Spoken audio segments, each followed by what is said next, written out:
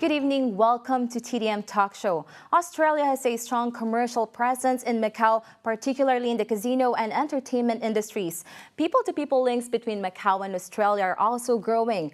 Earlier this month, the Australian Chamber of Commerce in Macau has announced its official establishment that would help to further the interests of Australians and Australian-connected people in the city. We're now joined by two of its founding members to talk more about AustCham Macau. Let's welcome its chairman, Patrick Liu, and AustCham's vice chairman, Andrew Scott. Good evening, gentlemen. Thank you for having me. So, first of all, let's talk about establishing a separate or independent Chamber of Commerce in Macau. Okay. The reason for having a separate Chamber of Commerce in Macau is to serve different interests, different members' priorities when we compare with Macau and Hong Kong. And of course, I mean, after the liberalization of the gaming industry since 2000, there's a lot of changes in Macau.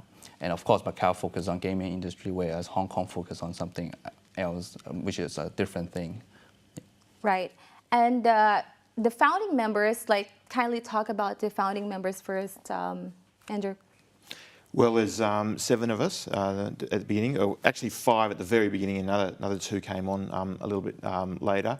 Mm-hmm. And they're all connected to actually the gaming industry in one way or another, directly or indirectly, either professionals working either directly for gaming companies or concessionaires, or perhaps businessmen that own businesses that are selling something to the concessionaires. I guess it's unsurprising given that Macau is the world's biggest gaming hub. Gaming hub? Mm. Yes, and as of December 2018, there were 194 Australian non-resident workers here in the SAR. But do you have the data for the number of Australians living and working here in Macau? Actually, nobody knows the exact number of Australians working in Macau because they don't have to register anywhere. But we've been talking to the Consulate General of Hong Kong that has responsibility for Macau. And their best estimate from a few years ago that there are about 1,000 Australians living and working in Macau. And incidentally, there's about 2,000 Macau people who are living, working or studying in Australia as well. Right. And what are the common issues that Australians usually face here in Macau? Well, I mean, Australia and Macau are both sort of vibrant, modern, open places. So there's no necessarily particular issues that really stand out for Australians. But we would like to, by forming the AustCham Macau, create sort of greater understanding between the two countries, or the two jurisdictions, I should say. Australia is not necessarily particularly well known to people in Macau, and vice versa. Actually, Macau's it's certainly better known than it once was, but it's still not a place that's that well known to Australians. So, by sort of increasing that understanding and strengthening, business opportunities between the two and people-to-people links, then more opportunities could flow, more investment could happen in both directions. Right. And let's talk about the composition of key members and your background. When did you guys start this one? When was the main idea to have a separate or independent Chamber of Commerce? So I think we started about 3 years ago. Back then, I was actually a member of the AustCham in Hong Kong. At that then, AustCham Hong Kong has one of its purposes to also to look after its members in Macau, to provide different kinds of events, activities, just to looking after them. But of course, we myself and Andrew Scott as well, he is a member of us of that time. And then we come to a situation where we understand there's a significant difference in terms of economy, in terms of interest between Hong Kong and Macau members. And therefore, we had the intention to say, hey, why don't we set a separate chamber that will serve our Macau members better way, that in a way that links up with the Macau economy and also all sort of matters relates to Macau. Because it's a completely different focus, right? Yeah. Do you want to add something? Well, the Australian Chamber of Commerce of Hong Kong and Macau, it's quite a long name. It is. 31 years old. They celebrated 1987, right? Yeah, they celebrated their 30th anniversary, I think it was last year or the year before. And the grand majority of its membership was obviously in Hong Kong, not in Macau. And their head office was based in Hong Kong, and their whole secretariat and board were pretty much Hong Kong people. So, to begin with, it kind of made sense. But as Macau sort of evolved and matured, and there is quite a nice little strong Australian community here in Macau, just sort of the need became apparent. The Australian Chamber of Commerce of Hong Kong and Macau had a committee, a subcommittee called the Macau Business The Network. Macau Business Network. And there were, Patrick and I were both on it, as were a number of other people who were on it. And so we operated for a while as the Macau Business Network. And then what's now happened is that slowly over time, as we've realised that it's better to have two chambers, we've had a very sort of amicable separation from. Was it hard? Yeah, that's it. It wasn't so easy actually. It took The quite a split while. was like, yeah. We're gonna break up with you. Well, I think it took a little bit of time for them to understand that the needs over here are a bit different. Yep, I think there's been business case that helps to understand why do we need a separate chamber. I mean we had events and then we listened from our members back then, and then we understand that hey, I think what's the actual purpose of all this event. I mean, it's more like tailored in the Hong Kong way, whereas we expect something more Macau way. We want ideas, we want topics, we want interests to be shared on Macau matters rather than Hong Kong or something else. So that was the push basically in saying that we should have our separate ones that serve our members in a more appropriate manner. And how many members how many were you from Macau? There was about 1,400 members of the Australian Chamber of Commerce of Hong Kong and Macau, but only a very, very small number of those, well less like than the 100 minority group, really? were from Macau, which kind of makes sense. I mean, there's 100,000 Australians in Hong Kong, according to the Consulate General, and let's say about 1,000 in Macau, so it's only 1%. So it kind of, that number kind of makes sense. So, but our interests are very, very different. Hong Kong's obviously a common law jurisdiction. Macau is not. Hong Kong's a banking and finance centre. Macau's the world's biggest gaming hub. So, as Patrick says, the priorities and the needs were very different, and it just became apparent over time. So we opened a dialogue with them, which took a bit of time to get through, and they dropped the and Macau from their name, and we're now AustCham Macau, they're AustCham Hong Kong. Right. But we should stress that we have since signed an MOU with them, and it's very amicable, and the separation, we're working together. And we will no doubt in due course sign other MOUs with other AustChams around the Greater China region, especially in southern China, and cooperate in areas like the Greater Bay Area Initiative and those sort of things. Could you tell us more about the MOU that you guys signed, or is it too early to tell now? No, Patrick, you can talk about that. Yeah. I think the purpose of the so-called separation is that even though we are now separately registered in Hong Kong and Macau, but then we just continue to serve our members just in different ways. I mean, members of Hong Kong to continue to be members of Hong Kong Chamber, and whereas Macau members will continue to be Macau Chambers. But then in events, in topics that we have a common interest, say, as mentioned, Greater Bay Area initiatives, everyone's talking about it. Of course, yes. But of course, we both, in a special administrative region, I think we have somehow we have some common understanding, we have some common issues that we face. That I think we will continue to work as brother sister chambers to see how we can, tackle those common issues together. This is the thing. Or we don't, even though we are separate legal things, but then we don't separate in some way. That mutual of understanding agreement that binds us together. Then continue to work as a closed chambers. Right. So let's talk about the Australian businesses here in Macau. People-to-people links between Australia and Macau are growing. What can you say about it? Well, probably one of the biggest businesses here in Macau at the moment from Australia is Aristocrat. Aristocrat has the majority of selling slot machines here in Macau and also throughout the Greater Asian area. It's a listed company in Australia, has been here for quite a long time. So and they've supported us as well. And a lot of Australians in Macau are professionals working within the gaming and hospitality industry. If you look at our board, most of them are either professionals working directly for concessionaires or for companies that have contracts with concessionaires, or they own their own businesses that do business with concessionaires as well. So I think Australia represents, I think you mentioned before there are 194 non-resident workers as of December 2018. I'd imagine most of those would probably be in reasonably senior management or middle senior management positions in Australia. So that's kind of the role we've taken. I think there is a little community here of Australians that have moved here, especially when the liberalisation of the gaming industry, more than 10 years ago, 15 years ago now. and they've sort of adopted Macau as their home and want to stay. Right. And do you think, are we expecting more Australian investments to Macau? For example, Aristocrat is the one that you've mentioned. Do you think there would be other companies that would invest here in Macau? Yeah, I think the interesting thing about investment between Australia and Macau is that the total investment in Macau by Australian individuals and companies is a very small fraction, in fact, of the total investment in the other direction. I think one of the things that perhaps isn't well understood about Macau in Australia is that Macau's a pretty wealthy place now. Macau's got a pretty vibrant economy. I mean, as we've all heard, that we're meant to be the richest country in the world after 2020. That will surpass Qatar. Exactly. So, and in fact, what's happened as Macau has become more vibrant and wealthier and a lot more economic activity here, mainly due to the gaming industry and the hospitality and entertainment industries, is that some people have turned, from Macau, people have turned and invested in Australia. In fact, the total investment in Australia by Macau residents is about 50 billion patakas. Wow. So, I mean, that's a 5 with 10 zeros after it. So that's a pretty big number.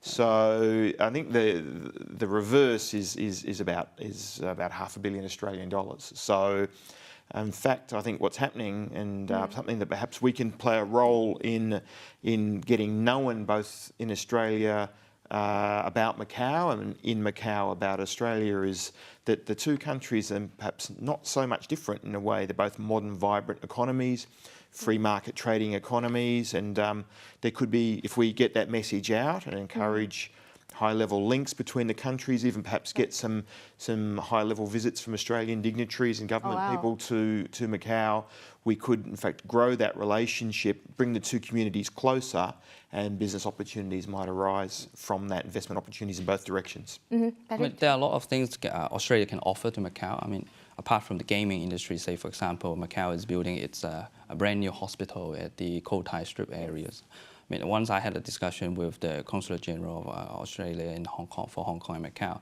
and she mentioned that, I mean, Australia has one of the leading hospital management skills systems in the world. I mean, they are more than happy to provide this kind of knowledge to the Macau government, so that Macau is a place where I'm sure that more people will be seeking medical advice, consultation, because due to the aging populations. Right. I mean, currently Macau people, when they get sick or seriously, most of the time they will travel abroad, to say to Hong Kong. Hong Kong, Singapore. So, of course, nowadays we get doctors from Hong Kong that actually visit to Macau on a weekly basis, just to serve the Macau community. But I'm sure that in the future, that Australian government will be able to offer this kind of medical skills assistance to Macau, just to make sure that we get a significant improvement in terms of the medical industries.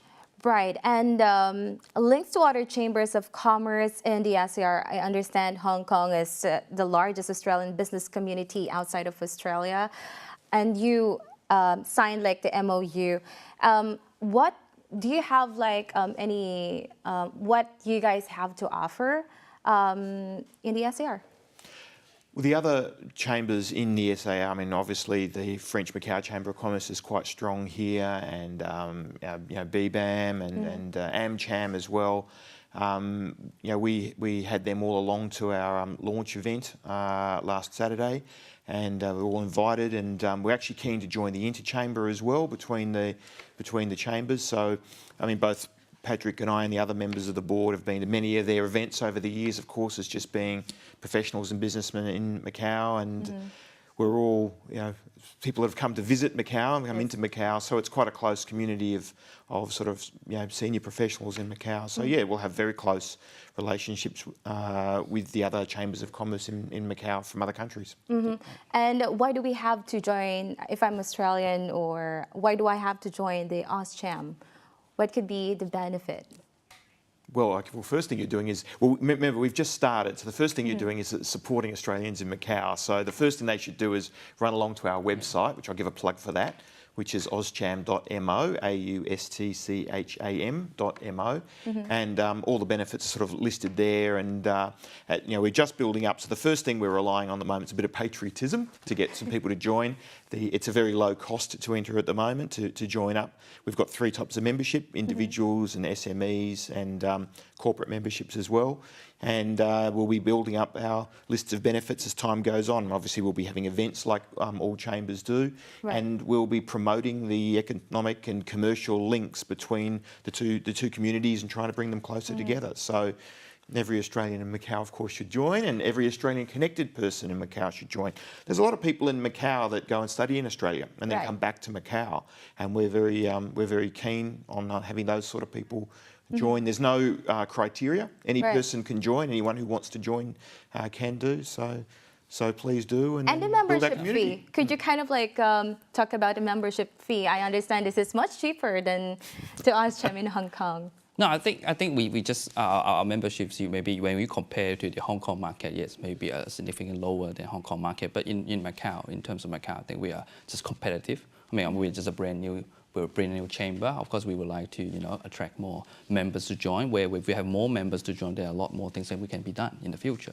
I just want to add on to the last question you asked before, is about what's the connection with our chamber and how do we cooperate with Hong Kong and also other chambers in Macau. I think that having a chamber itself is not the main purpose of creating business opportunities within the members of one chamber. I think it's very important that the chambers should create opportunities for members within the SAR and also as a simple across to Hong Kong and also within the Greater China. Yeah. So there are also AustCham organizations within China. Community connection. Yeah. So we are also working on that. Just want to allowing our members to have a reach to further places, not only Hong Kong but within the Greater China. Right. And key Australian people in Macau. There are a lot of Australians in Macau, to be honest. I think that these people are working in different industries, from gaming, hospitalities, and maybe banking sectors, everything as well. I think for me, I'm not in a position to name one or two, just because there's just many. But allow me, because our aim of the event and the launch of the chamber, everything is just to, first of all, is to locate all these Australians in Macau. Once we have that, we build a database that we know. Which is not easy, right? Or is it easy because Macau is small? The best way to get Australians is to have social events. So like our barbecue on Saturday. So that's why you had that. Well, it's also important to, when you're living in a country that's not where you were originally from, sometimes you pine a little bit for your home country a little bit. So it's good and it's nice to meet. I mean, if you're a Victorian and you meet somebody from Western Australia and Australia, you kind of don't like each other. But if you meet each other in London, you love each other. The further away you are from home, the more you kind of want to feel a little piece of it sometimes. Of course, we've chosen to live in Macau, and such as myself, I've chosen to live in Macau, and I've got no interest in going anywhere but Macau. Well. But still, you retain your nature as an Australian, right? And so it's nice to have that social connection. So yeah, we do want to build up a bit of a stock take of exactly which Australians are here in Macau. Of course, we know many of them, but there are probably little pockets that we don't know, and friends of friends and things like that. Right. And we can hopefully, if you have us back in 12 months' time or something like that, we'll have a better idea of the exact number of Australians in Macau. Right. Yeah.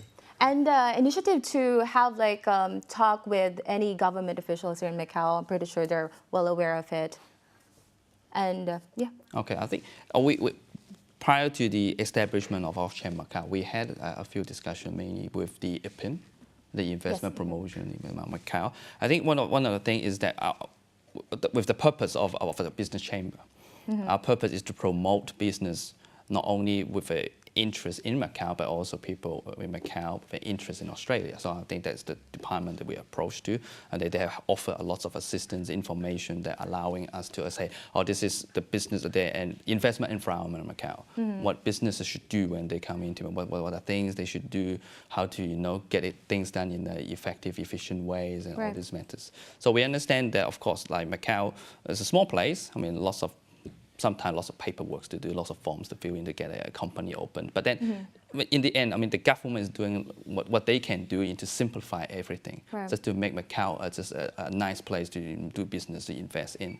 Of course, when I look at the current say, I have an accounting tax background, so when I look at the current laws and regulations and tax incentives and all things like that, actually Macau is basically welcoming all sort of investment into Macau.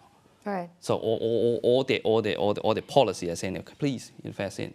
We have Macau has a low tax rate of 12%. We don't have a individual income tax, but we have a professional tax. The highest bracket is 12% as well. 12%. Where do you find those other parts of the world? But then this is something that the Macau government is offering in a way to attract foreign investment into Macau. Yes. Yep. The other thing you mentioned about government, it's important for us to have good links to the Macau government and also the Australian government. And as we need a little bit of time to build our credibility and build a bit of history around AustCham Macau. But as we do, a big effort of ours is to engage with different government departments. We had the MGTO director was there on Saturday. Ms. Fernandez, Helena was there, which was great to have that support from the Macau government. And in part of the reason I think it took a little bit of time to establish ourselves was we had to establish our bona fides and credibility with the Macau government. We also have the support of the Australian Consulate General and Austrade as well. Austrade is an organisation of the part of the Australian government that promotes trade and investment, but both between Australia, both out of Australia and into Australia. And so we've engaged with them as well. And as time goes on and AustCham Macau gets more history behind it, we'll be looking to engage more and build those kind of governmental links. And for the last question, expectation for this year? Expectation for the year. We plan to have a number of events in this year.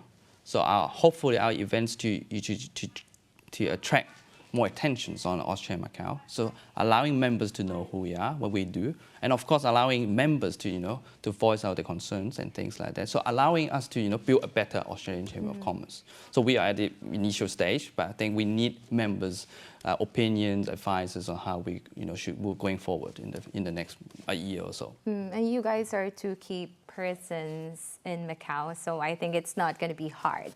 Well, you still got to do the work. As Patrick says, membership drive is the number one most important thing. New organisation, we need members. So both Australians and non-Australians, anybody interested in Australia who's here in Macau. And you don't even have to be living in Macau to join AustCham Macau. Right. If you're an Australian that has some connection to Macau in some way or doesn't or is just interested in, you're welcome to join as well. So first priority is membership drive. Our next event's on Anzac Day, so April the 25th. So we'll be April 25th. April 25th, very important day to Australians. Very, barbecue is fun, but Anzac Day is a very solemn, serious day to recognise, Australians that have passed away in wars, and that's a very important day to all Australians. And there's a dawn service and all of that. So that's and the New Zealanders and the New Zealanders as well. Anzac, of course, stands for Australian New Zealand Army Corps. So that's our next event. But if anybody wants to keep up with what we're up to, we're just one click away. AustCham.mo is the website. AustCham.mo. Oh, and also sign up at the Facebook site as well. We have a Facebook site as well. So just type in AustCham Macau on Facebook. That's very good. So good luck and thank you for joining us again. Thank you. Thanks, Karen. Join us again next week for another episode of TDM Talk Show. I'm your host, Karen Keith. Good night.